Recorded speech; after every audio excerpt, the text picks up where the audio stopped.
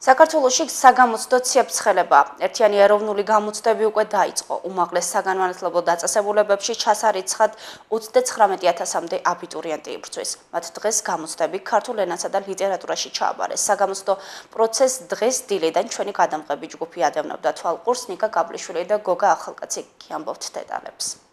ჩვეულებრივი გამოცდა იყო როგორც ყოველთვის და შუშანიკის წამებიდან შეხვდა კითხვები, არგუმენტირებული ესე და ასე შემდეგ რა. ხაშურელმა გიგა ზაზიკაშვილმა ქართული ენისა და ლიტერატურის გამოცდის ჩაბარება დღეს ყველაზე ადრე შეძლო. ის გამოცდაზე შესვლიდან 1 საათსა და 30 წუთში უკან დაბრუნდა. ამბობს, რომ გამოცდის ჩაბარება არ გასჭირვებია და მისაც იზიარებენ სხვა აბიტურიენტებიც.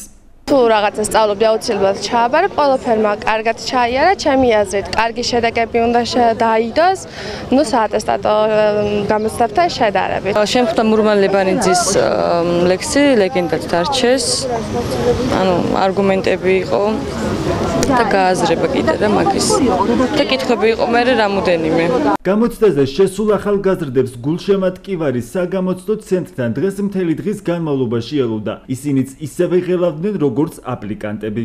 მზადებული კი არის ახლა, ჩემი შვილია შესული, გოგო, თავის წყნარად მიდის ჯერ მდგომარეობა, ჯერჯერობით და რა ვიცი, მომავალი გვიჩვენებს. შესულია ჩემი შვილი, მოლოდინი ძალიან კარგი გვაქვს, კარგად არიან ბავშვები, მომზადებულები და ყოველს წარმატება მინდა ვუსურვო. გორში საგამოცდო პროცესი დღეს რამდენიმე წუთის დაგვიანებით დაიწყო და ამის მიზეზი აპლიკანტების დიდი რაოდენობა გახდა. 529 აბიტურიენტი უნდა მოსულიყო სით გორის საგამოცდო ცენტრში, 9 არ გამოცხადებულა. მუშაობენ აბიტურიენტები, უკვე ნაწილმა დაამთავრა კიდეც მუშაობა და იწყებს გამოსვლას. გამოცდებში ქვეყნის მასშტაბით 39,000-მდე აბიტურიენტი იღებს მონაწილეობას.